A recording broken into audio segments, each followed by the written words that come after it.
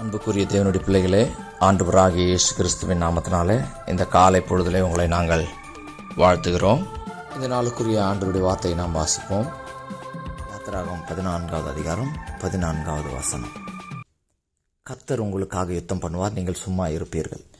அன்புக்குரிய தேவனுடைய பிள்ளைகளே, இந்த நாட்களில் நீங்கள் கடந்து வருகிற யுத்தம், நீங்கள் கடந்து வருகிற போராட்டம், நீங்கள் கடந்து வருகிற துரோகத்தின் வழிகள், நீங்கள் கடந்து வருகிற வாழ்க்கையின் அத்தனை பயமுறுத்துகிற நிலைமைகள் ஒவ்வொன்றிலிருந்து ஆண்டவர் உங்களுக்காக அவர் தம்முடைய யுத்தத்தை எடுத்து நடத்தப் போகிறார்.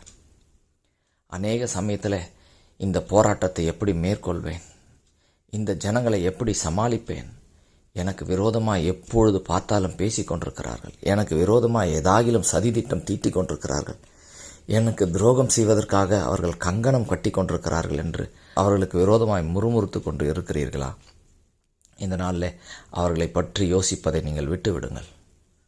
உங்களுக்கு விரோதமாக துரோகம் செய்கிறவர்கள் துரோகம் செய்யட்டும், உங்களுக்கு விரோதமாக தீங்கு நினைக்கிறவர்கள் தீங்கு நினைக்கட்டும், உங்களுக்கு விரோதமாக சதி திட்டங்கள் தீட்டுகிறவர்கள் சதி திட்டங்கள் தீட்டட்டும், உங்களுக்கு விரோதமாக உங்கள் நிலங்களுக்கு விரோதமாக உங்கள் வேலைக்கு விரோதமாக செயல்படுகிறவர்கள் செயல்படட்டும். கர்த்தர் உங்களுக்காக யுத்தம் பண்ணுவார். நீங்கள் சும்மா இருந்து பார்த்தால் போதும். வேதத்திலே பாருங்கள், ஆபிரகாம் உடைய மனைவியாகிய சாராயை எடுத்துக்கொள்வதற்கு அபிமலேக்கு முயற்சி செய்தான். என்ன நடந்தது? ஆண்டவர் அபிமலேக்கையும் அவனுடைய ஜனங்களையும் அவர்கள் கர்ப்பங்களை அடைத்து போட்டார்.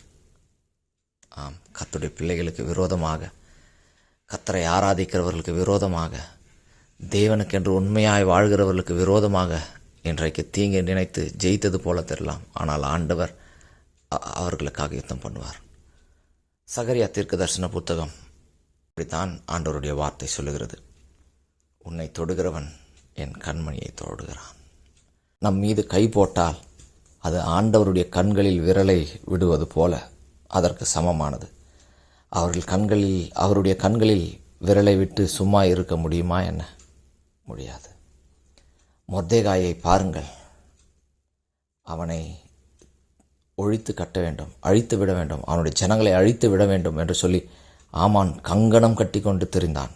என்ன ஆனது கடைசியில்? ஆமானை ராஜா தண்டித்து அவனை தூக்கிலிட்டு விட்டார். யாரை வலையில் சிக்க வைக்க வேண்டும், யாருக்கு குழி வெட்ட வேண்டும் என்று நினைத்தானோ அவனுக்கே அது திரும்பிவிட்டது. எனக்கு அருமையான தேவனுடைய ஜனங்களே, உங்களுக்கு விரோதமாய் செய்கிறவர்களை பற்றி, உங்களுக்கு விரோதமாய் பேசுகிறவர்களை பற்றி, உங்களுக்கு விரோதமாய் காரியங்களை நடப்பிக்கிறவர்களை பற்றி யோசிக்க வேண்டாம். கர்த்தர் உங்களுக்காக யுத்தம் பண்ணுவார். நாம் சும்மா இருந்தால் போதும். அவர்களோடு சண்டை போட வேண்டாம், அவர்களோடு சரிக்கு சமமாய் நிற்க வேண்டாம். அமைதியாய் ஆண்டவரிடத்தில் ஒப்பு கொடுத்து நீங்கள் பாருங்கள், ஆண்டவர் உங்களுக்காக யுத்தம் பண்ணுவார். ஆண்டவர் உங்களுக்கு ஜெயத்தை கொடுப்பார். கர்த்தர் தாமே உங்களை ஆசீர்வதிப்பாராக. ஆமென்.